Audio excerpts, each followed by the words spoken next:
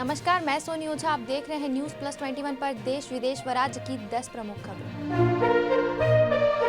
सौरव गांगुली के बाद अब उनकी बेटी सना कोरोना की चपेट में। परिवार के 2 और सदस्य भी पाए गए कोरोना संक्रमित। मणिपुर के अधिकारियों के साथ आज ऑनलाइन बैठक करेगा ईसी। चुनाव की तैयारियां समेत कोरोना वैक्सीनेशन का लेगा जायजा। मुख्यमंत्री भूपेश बघेल ने फसल विविधीकरण के लिए दिए निर्देश। जनता से जुड़ी योजनाओं की कर रहे समीक्षा। 24 घंटे में 58,097 नए मामले। ओमिक्रॉन के मरीजों की संख्या 2,135 से ज्यादा।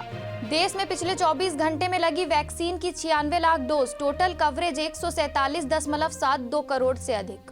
अमेरिका में ओमिक्रॉन से दहशत। नए मामलों में वेरिएंट की 95% हिस्सेदारी। बच्चों में तेजी से फैल रहा कोरोना।